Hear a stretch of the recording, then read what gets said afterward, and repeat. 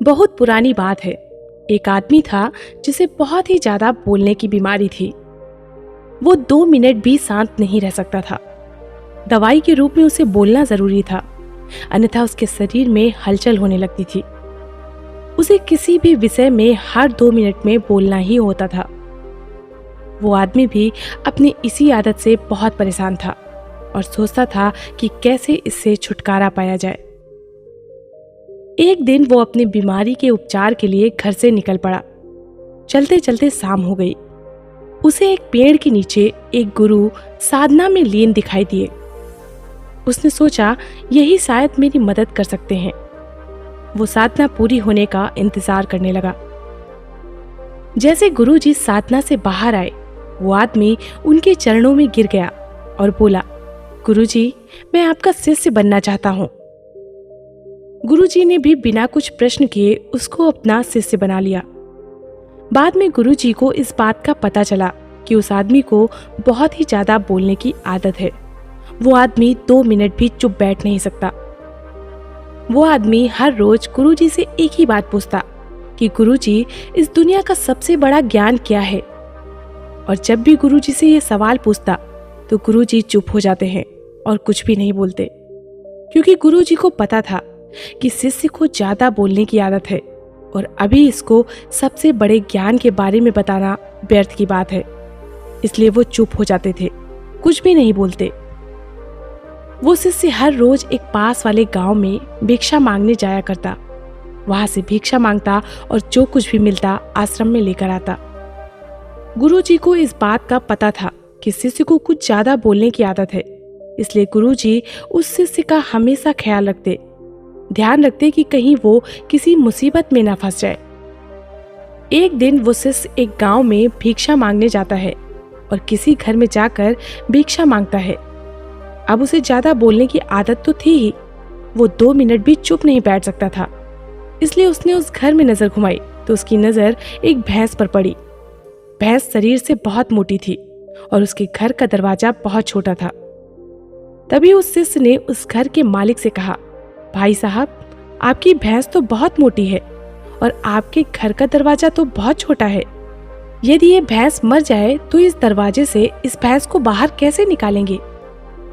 अब जैसे ही ये बात उस आदमी ने सुनी, वो डंडा लेकर शिष्य के पीछे दौड़ पड़ा उसे मारने के लिए, लेकिन शिष्य वहां से भाग खड़ा हुआ। अब भला कोई आदमी अपने घर के नुकसान के बारे में कैसे सुनेगा, वो भी एक भिक्षुक के मुख से? वो शिष्य वहां से भागता हुआ दूसरे घर में जाता है और वहां पर जाकर भिक्षा मांगता है और वहां भी उस घर में नजर घुमाता है कि किस विषय के बारे में इस घर के मालिक से बात करूं। तभी सामने एक औरत बैठी थी। उस औरत से वो कहता है, देवी, आपने हाथों में इतनी खूबसूरत चूड़ियां पहन रखी हैं। यदि आपके पतिदेव मर जाएं, तो इस चूड़ियों का क्या करोगे? वो औरत भी इस शिष्य पर बहुत गुस्सा हुई और डंडा लेकर उसके पीछे दौड़ पड़ी। उस औरत ने गुस्से में कहा, एक भिक्षु होकर ऐसा बोलते हो? एक तो मैं आपको भिक्षा दे रही हूँ, ऊपर से आप मेरे पति को ही मार रहे हो। ऐसा कहकर उस औरत ने शिष्य को अपने घर से निकाल दिया। शिष्य अपनी ज्यादा बोलने की आदत के कारण कई बार मार खा चुका था, लेकिन उसकी आदत छूट ही नहीं रही थी। अब शिष्य को उस गांव में कोई भी भिक्षा नहीं मिली। इसी के चलते वो एक गांव से दूसरे गांव जा रहा था। तभी रास्ते में एक जंगल में पहुंचा तो उसे वहां एक मानो खोपड़ी दिखाई दी। उसने सोचा, भला ये किसकी मानो खोपड़ी पड़ी है? वो उस मानो खोपड़ी के पास जाता है और जाकर देखता है कि खोपड़ी तो बोल रही है।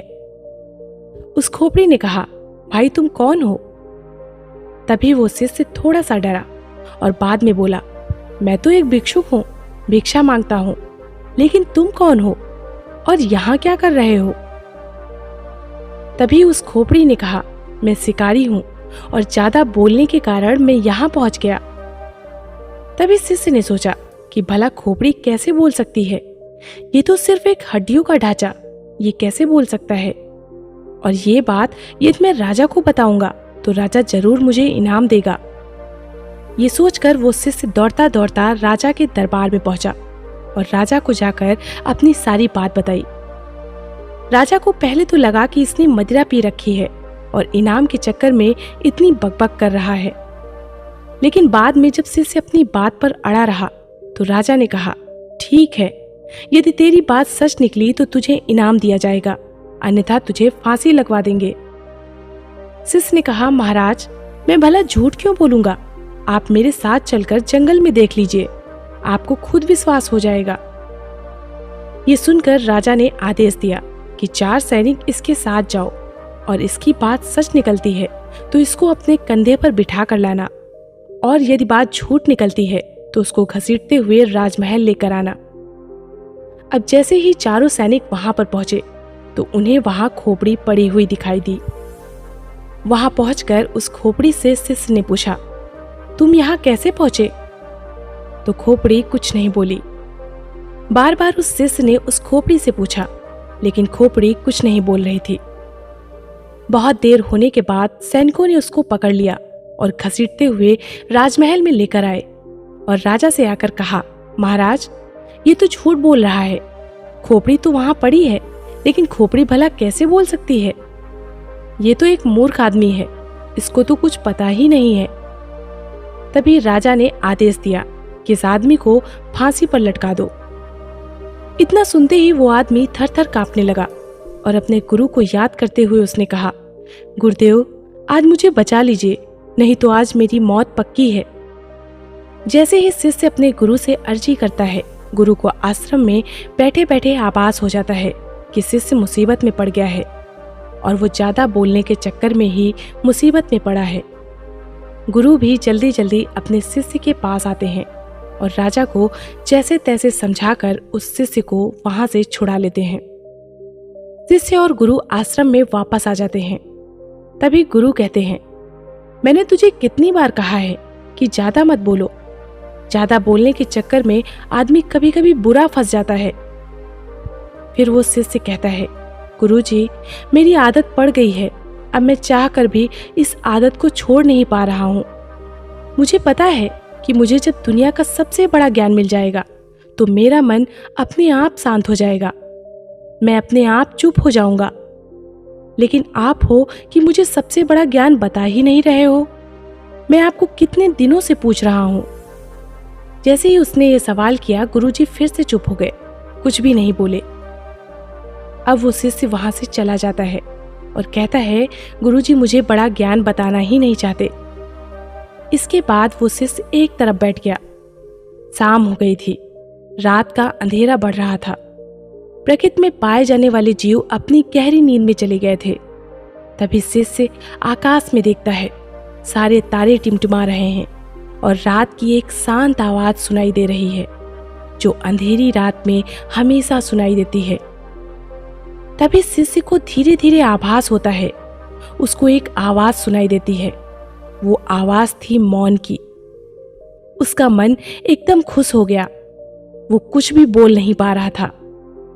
उस दिन उसका मन एकदम शांत हो गया। उसको एक अलग सा आभास होने लगा। उसको एक अलग सी शांति प्रतीत हुई और उसको लगा कि शायद दुनिया का सबसे बड़ा ज्ञान यही है। और गुरुजी हमेशा मुझे बताते आ रहे थे, जब भी मैं उनसे पूछता तो वो शांत हो जाते, कुछ भी नहीं बोलते, और यही दुनिया का सबसे बड़ा ज्ञान है। ज्यादा बोलने के चक्कर में मैं कई बार मुसीबत में फंसा तो गुरुजी ने ही मुझे बचाया और गुरुजी मुझे हर बार ज्ञान दे रहे थे, लेकिन मैं ही इस ज्ञान को समझ नहीं पाया। तभी वो शिष्य बैठकर पूरी तरह मौन का आनंद लेता है, शांति का आनंद लेता है। उसके बाद वो वहां से उठकर अपने गुरु के पास जाकर बैठ जाता है, चुपचाप बिना कुछ बोले।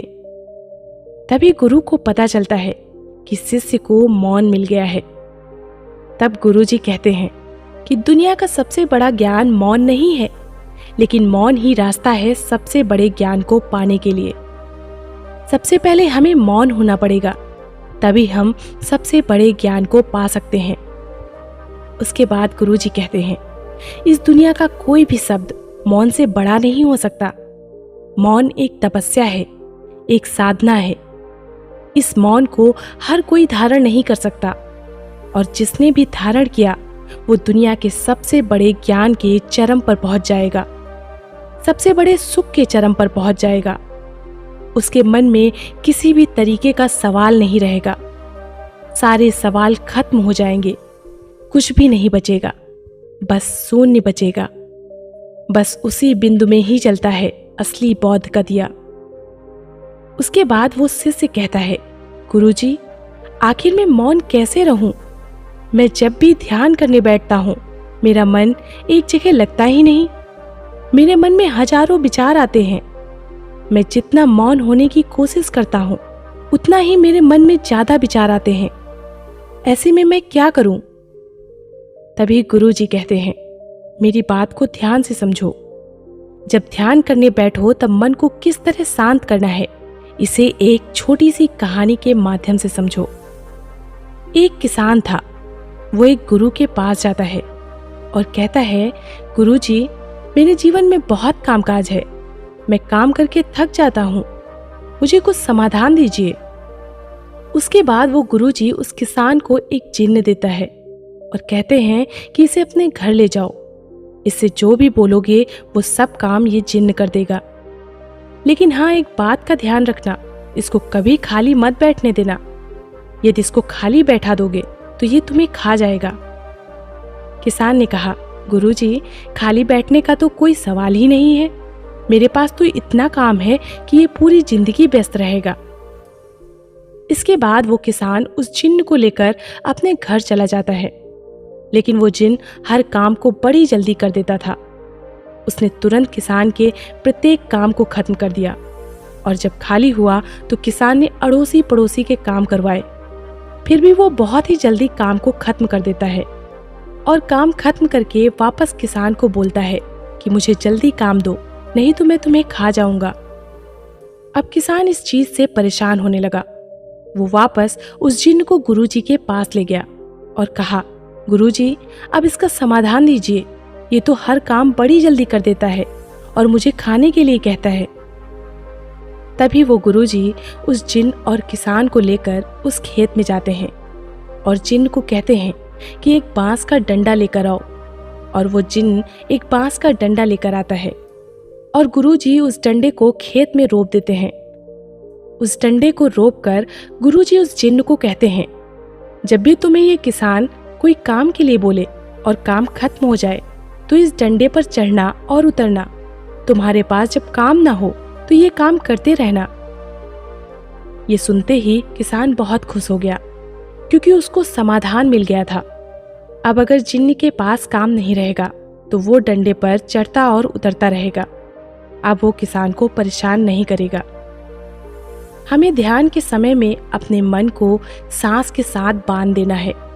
जैसे सांस बाहर जाती है तो उसके साथ मन को बाहर, और जैसे सांस अंदर जाती है तो मन को अपने अंदर करना है। धीरे धीरे इसका अभ्यास करते जाओ। धीरे धीरे आपका मन शांत हो जाएगा। ऐसा नहीं है कि सिर्फ तुम ध्यान के समय में ही ऐसा करो। जब भी तुम कुछ काम करते रहो, कहीं जा रहे हो, किसी से बात कर रहे हो, उस समय मौन रहकर अपनी सांस पर ध्यान दो। अपने मन के अंदर की आवाज को सुनो, सांस की आवाज को सुनो और उसी के साथ अपने मन को जोड़ दो। धीरे धीरे आपका मन पूरी तरह शांत हो जाएगा। जब भी कभी बोलना पड़े, किसी को जवाब देना पड़े, पहले याद कर लो कि क्या बोलना है। उसके बाद कम से कम 5 सेकंड रुक जाओ। उसके बाद ही अगले को जवाब दो। इससे तुम्हारा ज्यादा बोलने की आदत भी कम हो जाएगी। और जब तुम्हारे पास बोलने के लिए 2 ही बातें हों, उनमें से एक ही बात बोलो।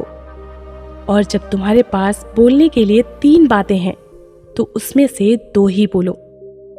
धीरे धीरे ज्यादा बोलने की आदत चली जाएगी, क्योंकि हमारे मन को शांत करने से पहले चुप तो रहना ही होगा। जुबान को बंद करना ही पड़ेगा। शांति को मुंह से बोलकर या लिखकर नहीं बताया जा सकता, उसे सिर्फ अनुभव किया जा सकता है। और जब तुम मौन होकर अपने ध्यान में उसको अनुभव करोगे, तभी उसकी तुम्हें सही असलियत का पता चलेगा। अब उस शिष्य को मौन का महत्व पता चल चुका था। उसे दुनिया के सबसे बड़े सुख का अनुभव हो चुका था। उसे असली शांति का अनुभव हुआ। हमें भी अपनी जिंदगी में मौन होकर उसका लाभ उठाना चाहिए। इस मौन के अंदर जो शांति है उसका वास्तव में कोई अद्भुत अनुभव होगा, क्योंकि इतने बड़े बड़े संतों ने, भगवान बुद्ध ने इसको सबसे सर्वोपरि बताया है, सबसे बड़ा सुख बताया है, ज्ञान का पहला मार्ग बताया है। तो हमें भी अपने जीवन में मौन होकर अपने मन को शांत करके इसका अनुभव जरूर करना चाहिए। दोस्तों, इस वीडियो में बस इतना ही। मिलते हैं अगली वीडियो में। धन्यवाद।